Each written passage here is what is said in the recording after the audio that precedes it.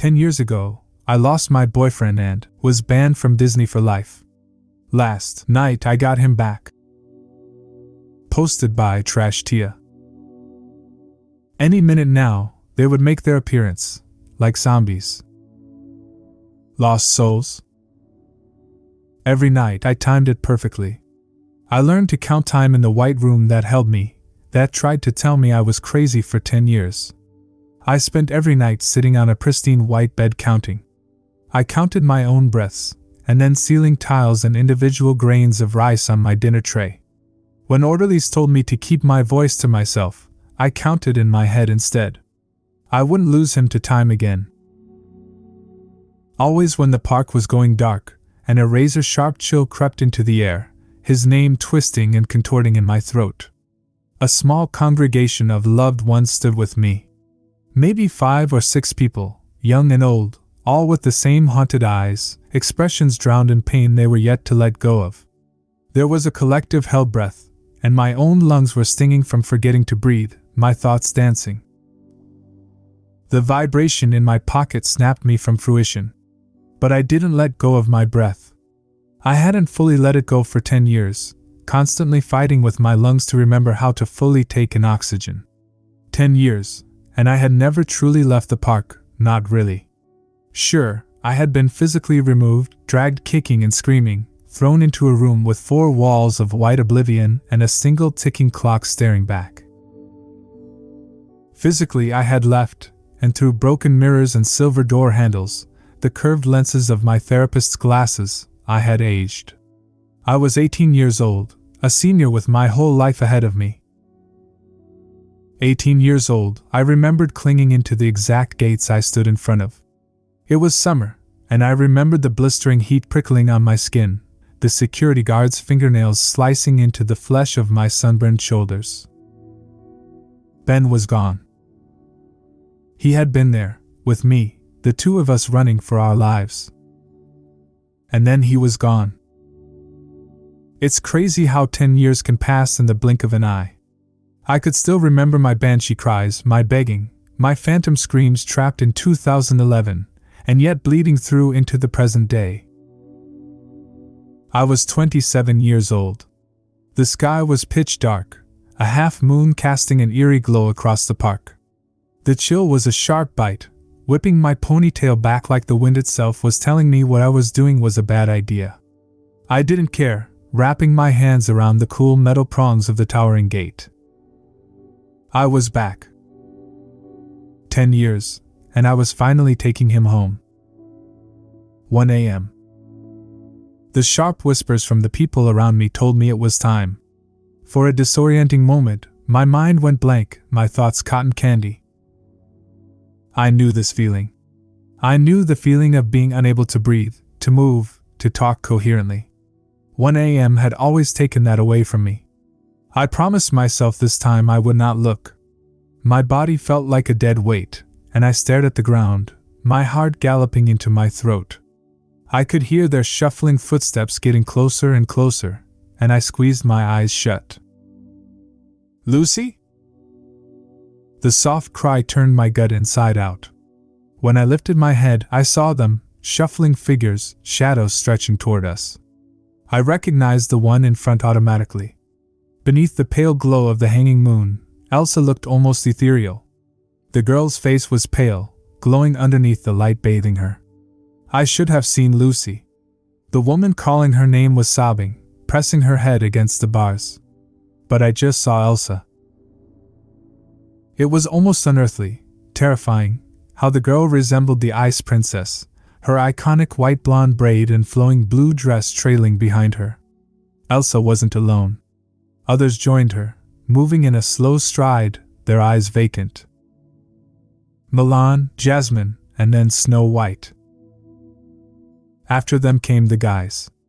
I sucked in a breath, but only Jack Frost and Captain Hook appeared, the two of them stumbling into bleeding shadows. It was their shuffled footsteps that scared me. I didn't know why they came out, but they did. 1 a.m. every night without fail. Severed from phantom strings, they stumbled toward us like hordes of zombies. Instead of blood and gore, however, there were silk dresses, wigs, and flawless skin. Hook was carrying his sword, while Elsa's crown perfectly sat on top of her head. Elsa stopped in her slow stride, her lips stretching into a wide, plastic grin. Others followed. I felt my body tense up, my gut twisting into knots. The way they moved, like puppets dancing on strings, twisted my gut into knots. I liked to pretend part of them was still in there, screaming for a way out. Hook wandered over the furthest end of the gate, while Snow White and Jack Frost stood perfectly still, their arms by their sides. I didn't like watching, but I couldn't help it. They were like robots awaiting command, empty shells drained of their souls hanging on puppet strings I couldn't see. The woman calling Elsa's name burst into sobs, reaching out through the metal prongs, trying to reach out. Elsa looked straight through her, still with that unnerving grin. The poor woman's eyes stung my chest. "Lucy, it's Mom," she whispered. "I came back for you. I will always come back for you, baby. Every night. Mommy will get you out." The woman's sobs broke my heart, her heaving, strained breaths splintering the uneasy silence. Lucy stared straight through her mother, Elsa's grin unwavering. Now that she was closer, I could see why her mother was sobbing, could barely control her gasps for breath, slamming her hand over her mouth. Whoever this Lucy girl was no longer looked human. She looked like Elsa. Like she had always been this character, a being not of flesh and blood, but plastic and clay molded and sliced into the picture-perfect princess. Her eyes didn't blink, didn't flicker or move, permanently wide and exhilarated for children's entertainment. Animated. I didn't think a human being could perfect such an expression, and yet she did so effortlessly. Her smile was the copy-and-paste grin from the movie. I wondered how old she was. How old she really was. Because Disney characters don't age, and neither do their skin suits. From the look on Lucy's haggard-looking mother's face, she had been visiting her for a long time. Lucy's mom didn't eat or sleep or think without her daughter crossing her mind. She reminded me of myself, staring at my ghost through the shattered mirror in the white room. Her skin was pallid and pale, eyes sunken and haunted.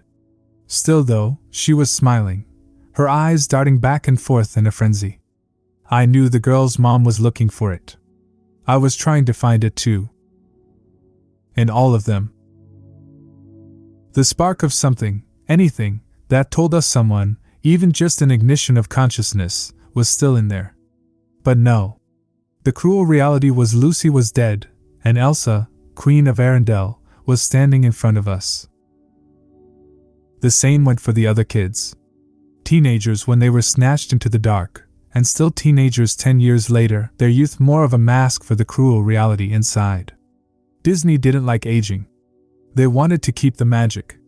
There was nothing human about Lucy, Hook, Snow White, or any of them. Not anymore. Anything that had been them had been cruelly cut and purged, sliced away to make way for a perfectly sized shell. Hook's smile was a permanent smirk showcasing his personality, while Snow's lips were pressed into a thin, patient line. They never came right up to the fence, always staying a certain distance, like the real world was a bad place, and Disney was their home. Lucy cocked her head to the side, grinning at an imaginary crowd only she could see. Her eyes fell into oblivion, drinking in nothing, and that same nothing reflecting in her pupils. I think that was why, after failing to get Lucy's attention, her mother turned and walked away, trembling, her hands over her eyes. She did speak, but rather to the ground than her dead daughter's face.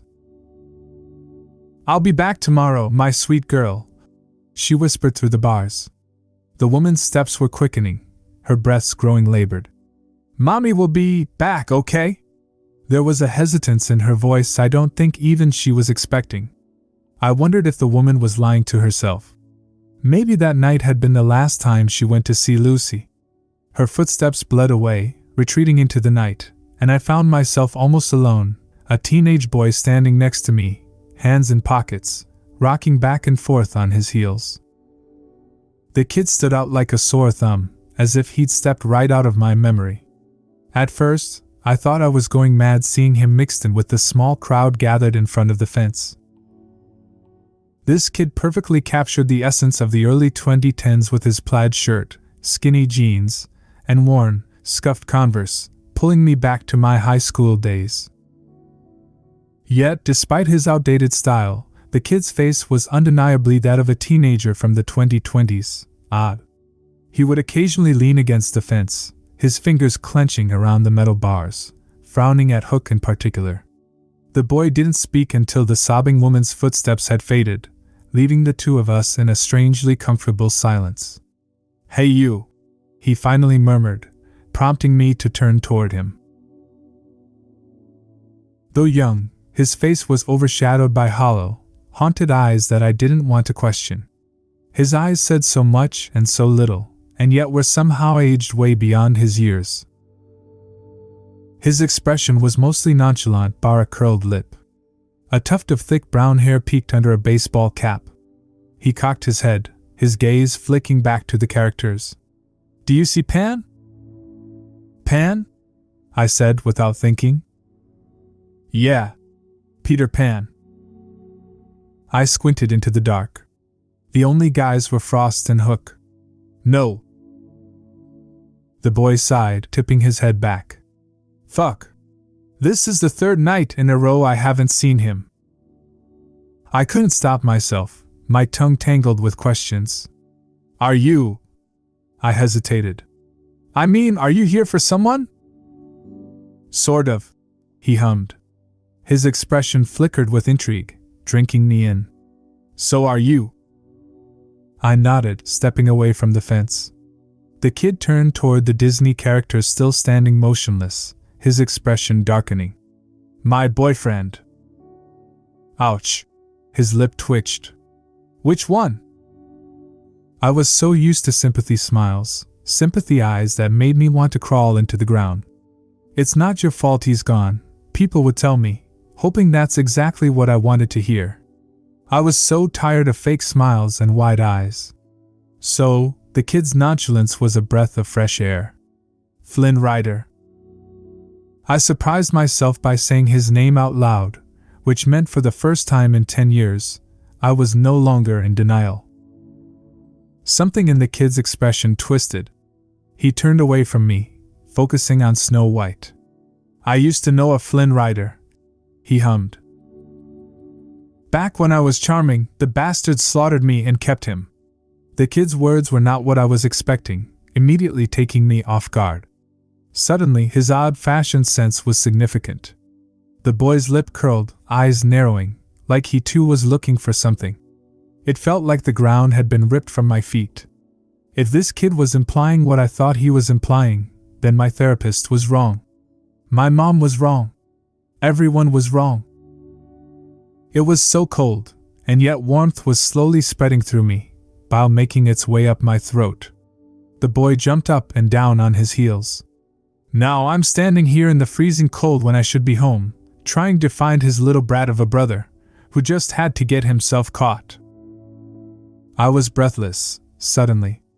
"You were one of them?" The kid shrugged, pouting. "It's complicated." I couldn't stop myself. In what way?" I gestured through the gate. "You were one of those things, and you got out." I was aware of my voice rising in pitch, his expression growing progressively darker. He studied me like I was crazy, backing away slightly. I pretended not to see the slight glistening in his cheek, like his skin was made of metal. "Like I said, it's complicated," he said. "They didn't magically decide to let me go." His gaze found the ground. "I was selfish. That's how I got out of there." "Selfish?"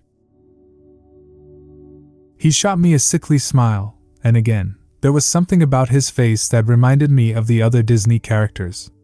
"Why do you think I'm here tonight? I made that idiot a promise." I nodded dizzily, my chest aching.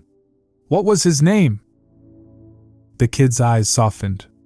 "It's not your Flynn," he said. Trust me, they had multiple on standby. He pointed at himself. Charmings, however? There was just me. The kid chuckled. Something about his voice aged him far beyond his youthful face. No kid was interested in the old princes. They wanted Flynn and Kristoff. So, they had one model. Which, yeah, that was me.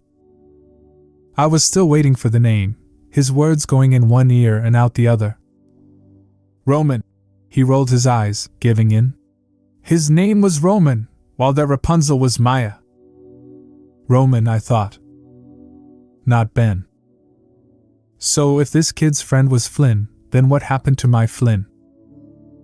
I would describe the feeling as being ripped apart from the inside, being filled with momentary hope, only to have it snatched away, unbridled despair taking hold. Just like the day I found him, standing in front of a group of littles, clad in the character's costume, shirt and blue waistcoat, swinging his sword for grinning kids. His smile was too wide, too animated, and this faux prince had my boyfriend's face. His wide brown eyes, the freckle on his nose. Striding over to him, I had shoved the kids out of the way. Where have you been? I hissed out, grabbing his arm. He was so cold. I've been looking for you everywhere. Where did you go? I couldn't breathe, my heart in my throat. Because Ben and I found the truth behind the people inside Disney costumes. Now, he was working for them, trapped inside a trance I couldn't penetrate. Tugging at the sleeve of his costume, I tried to ignore his vacant eyes and smile that barely acknowledged me. I shoved him, and he didn't blink. Ben! I grabbed his face, cradling cheeks that were so cold, flesh that had hardened into almost a clay-like substance. When I forced him to look at me, his smile unwavered, his grinning laugh. There was something in his eyes, a flicker of light in his pupils that had hollowed out my boyfriend from the inside, wiping him away. What was left was his face. His frozen, unblinking eyes and too wide smile. When I stumbled away, security was already grabbing hold of me. I was dragged away and thrown inside a white room. I felt like I was losing Ben all over again. I could feel my knees buckling, my body was suddenly too heavy. I knew it. I had always known he was dead, just like Lucy. But I needed to see it for myself. I lost Roman and Maya. The kid continued, his eyes delving into oblivion. Then I got a second chance, and I ran. His voice broke around the words. There it was again, that break in his tone. This kid sounded way older than 18 years old. They gave me a choice. I could either be disposed of properly and ripped from this body, he gestured to himself, or turn in both brothers to the Mad Mouse himself, granting myself freedom and another chance. I had a hard time figuring out what he meant by this body. The kid caught my eye, lips quirking into a smile that was human, despite everything else about him being anything but. I'm Dylan, by the way. Kidnapped in 2011 and turned into a fucking doll. That explained his fashion sense. Ignoring his half-hearted salute, I focused on the boy's words. You were one of those things, and they let you go. Yep. He avoided my gaze. I was selfish. And I deserved to be fucking selfish. I deserved a second chance. This kid might have been putting on an award-winning performance, but I could see the streaks of vulnerability creasing in his eyes, his body stiffening. 10 years, he said bitterly. I was in there, and I was nothing. I couldn't think, or breathe, or taste, or smell. There was nothing, nowhere to escape, and not even a fucking body to kill, to end it. He didn't look at me, his shoulders slumping. I had a chance to breathe again, to see a world that had moved on without me. I got to see my dad again, from afar, because he wouldn't believe it was me. I could see my girl, who's grown up and had 2 children with my best friend. I don't have family, anyone to come back to. But I don't care. Because I'm alive. The kid swiped at his eyes, his tone hardening. Don't tell me you wouldn't do the same, Because you don't know the feeling of being nothing. Seeing nothing, hearing nothing. Just existing and waiting to fade. Straightening up, he shrugged. So yeah, I'm selfish, and fucking proud. I chose my words very carefully, backing away in one single step. You're still here, I said in a breath, searching his eyes for that light, that spark of nothing that drowned Ben's. They let you go, but you're still here. Why? The guy's lip curled. I told you. I made a promise. To Roman? He nodded. Those bastards took his little bro. Dylan arched his neck, pressing his head against the fence. But I haven't seen him in a while. Last time I saw him was 2 or 3 weeks ago, and even then, he looked kinda. He drifted off, leaning back and focusing on me. There's a back entrance if you want to see your boyfriend. They open the doors after midnight to do a head count with the higher-ups. Dylan jutted his chin toward Hook and Jack Frost still standing immobile. Hook's grin was unnerving. You can easily get through without being noticed. He twisted to me. But you gotta do me a favor. I found myself nodding, breathless once again at the thought of seeing him again. Even if he wasn't there anymore, even if he had been cruelly scooped out of his body, I needed closure. What do you want me to do? Instead of responding, he helped me get over the gate. I was up and over in a breath, my hands smacking on the concrete. When I jumped up, Elsa was standing several feet away. Being so close to her, I felt sick to my stomach. They're harmless. The kid's voice snapped me out of it, but I was already scanning the dark blanketing me. Jack Frost's arms shifted, Snow White's smile widening. When the two started toward me, I pressed my hand over my mouth to suppress a cry. Dylan wrapped his arms around the steel bars, pressing his head against the other side. Relax, dude, they probably think you're a kid. Right, I whispered, my heart slamming into my chest. Where do I go? Under the silvery light of the moon, Dylan's eyes resembled Ben's, that same light ignited in his pupils. There's a door right behind you, he whispered. It'll lead you straight into the underground tunnels, and if you're lucky, you'll find him in the Scarlet Room. His sobering expression told me everything I needed to know. There wouldn't be a happy ending, but I would be getting closure, saying goodbye. I can't say there will be anything left of him. Dylan spoke with sincerity. But it wouldn't hurt to look. Something ice-cold slithered down my spine. And what is the favor? His gaze found the ground, hands tightening on the bars. If you see Peter and Wendy, I want you to kill them for me. He didn't wait for me to respond. Trust me, it's a mercy. His eyes found mine, and I saw guilt, an agony I could and never would understand tightening his jaw. Roman's brother was 16 years old, he said in a hiss. I didn't know him, but Zach did. Roman's little bro was a fucking child and they took him, just like his brother, and ripped out his soul. Who's Zach?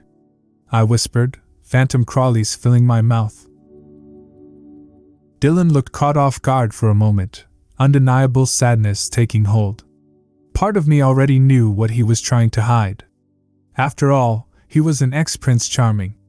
That is also complicated. Trust me, Zach is a whole other level of complicated that I don't have time to explain. He shook his head. My point is, killing them is saving them. It's setting them free. Before I could start spewing questions I knew I didn't want the answers to, I twisted around and forced myself to walk. Wait, Dylan hissed. What's your name? Cassandra. I didn't turn around. The kid's voice followed me all the way to the door. Are you sure you want to go in there, Cassandra? No. But I didn't say that. Dylan's words were still haunting the back of my mind when I left him, slipping through the open door, allowing me to bleed into the tunnel's cold. A chill ran up my spine when the door clanged behind me. The same long, widening tunnel I stumbled through 10 years ago stood in front of me. The door from my nightmares that I had drawn on paper, and when my drawing supplies were taken away, I scratched it onto my desk and into my walls. Therapists told me it wasn't real, so I bit all of them. It was real. The prison hidden underneath the park, and the trap doors snatching away loved ones. Starting forward in a slow stride, I used my phone as a flashlight. 10 years prior, Ben and I wandered down the same tunnel. I remembered his hands entangled in mine, his breath sharp and heavy in an attempt to drag me away from the horror.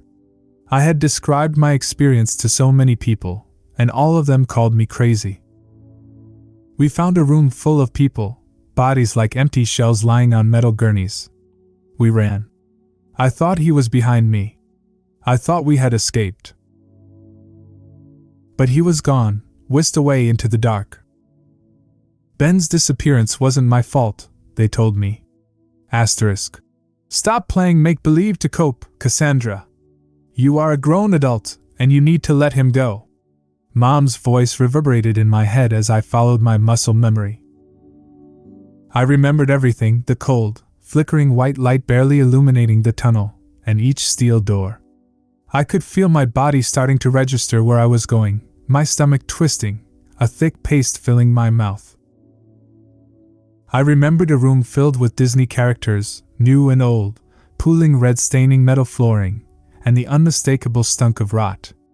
A sudden giggle echoing down the winding tunnel sent me backing into a door, and slipping through the gap. I had to share my eyes, harsh light striking me. It was exactly the same. The room full of Disney characters. But unlike 10 years ago, there weren't half a dozen bodies. Staggering back, I stepped on something fleshy. It was a severed arm, a white shirt sleeve still clinging to mangled flesh. When I turned around, there was a head, and then a torso, bright red hair that reminded me of Ariel. The girl's eyes were still open. The rest of her, the slithery remains of her other half, poked from a pile of clothes. I did throw up, this time, grasping onto my knees and heaving up my dinner. No, not just clothes. Bodies. New and old, heads, limbs and torsos scattered like doll pieces. I turned to run, to get out of there. This room had only gotten fuller through the years, now a dumping ground for unwanted Disney characters. Swallowing my stomach lining, I dropped onto my knees and crawled over to them before I could stop myself, picking through bones and flesh that was still warm. I didn't think about the real skin, slimy and warm, old bones and new bodies, fresh and still warm. I didn't think about eyes that were still open, still blinking at me, parted lips frozen in a scream. These people were the missing kids who were never found, the forgotten and homeless, the disappeared who nobody questioned. Ben. I didn't realize I was sobbing, shrieking into my red-slicked hands. He had to be here, I thought hysterically. I found him in a pile, crushed under Anna and Hans, forgotten and left to rot. His costume was glued to his body, one arm was missing, and I plucked from his socket, and rubber-looking skin. But it was still him. It was Ben. He was still warm, somehow. When I hugged him to my chest, his body twitched. Ben's eye flickered, his expression flickering. "Hi," I whispered. My boyfriend blinked, his lips splitting into a grin, congealed blood welling from his nose. His wide smile didn't waver, stretching across his lips. "You be broke my SS smolder." His head twitched with an uncharacteristic laugh. "Gaz zizis underheit. Ella listen, be blondie." His fingers formed a fist, and then relaxed. "I'll take you to see the Ella lanterns." Not Ben.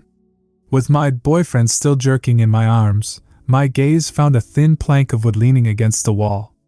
Dylan said killing them was saving them. But Ben was still there, still alive and breathing against my chest. He didn't make sense. His body was more of a doll, a shell, congealed blood and missing limbs. But it was still him. I jumped up and pulled him with me, dragging the stumbling boy with me. "You're going to be okay." I managed to get out in a sob, pulling him to the door. Reaching the tunnel, I hurried down the way I'd come, keeping a tight grip around Ben's arm. He didn't speak, his body jerking, a thick reddish sludge dripping down his chin. When I glimpsed a pinprick of light and quickened my pace, that same giggle from earlier brought me to a halt, shivers creeping down my bare arms. She appeared in a blur of blonde curls tied in a baby blue ribbon. I knew who she was automatically. Wendy Darling, dressed in her iconic nightgown, when she flew to Neverland. This girl wasn't moving, only standing, giggling at Ben and I. She didn't speak, her empty eyes straight through me. So I turned around and slammed directly into Peter Pan. The lack of light in the tunnel drowned out most of his identity, turning him, ironically, into a shadow. But so close to him, I noticed he was trembling, his head, like Ben's, jerking to the left and then the right. The kid was undeniably Peter Pan, his costume a bright green tunic with jagged edges mimicking leaves, and a pair of matching tights. On his head, the iconic floppy green hat. As my eyes started to adjust to the dark, I could see Peter Pan's all too familiar childish smile and mischievous eyes. But he was shaking, sharp breaths coming out in heavy pants. This was the kid Dylan told me to kill as a mercy. Him and Wendy. Instead, I held Ben tighter to me. "You're Roman's brother." I managed to get out an whisper. "I can get you out of here." The boy didn't move for a moment, his jaw clenching, like he was trying to speak, before he stepped to the side. I started toward the door, and he brushed past me, muttering a mantra. I don't think I'd ever heard Peter Pan say that. Joining Wendy, the two of them disappeared down the tunnel, and I took my chance, pulling Ben back through the door, and back out into the night. "Did you do it?" Dylan was waiting for me, and I told him the truth. I said I couldn't. He asked me if any of them said anything different, and I told them they were just muttering their usual lines. I think Dylan, despite being a pessimist, still thinks his friends are in there somewhere. I've brought Ben back home, and right now, he's resting on my couch. He hasn't spoken, but he's showing promise, clenching and unclenching his fist. There was a knock on the door earlier. I could see Dylan through my window. His knocks sound different, almost metallic. Tap, tap, tapping on my door. I don't understand what he wants. His friends didn't say anything out of place. I'm too scared to open the door. Is he going to take Ben away? Peter's lines, however, I don't fully remember them from the movies. When did he say this? First tunnel. Rabbit hole. Fairy dust.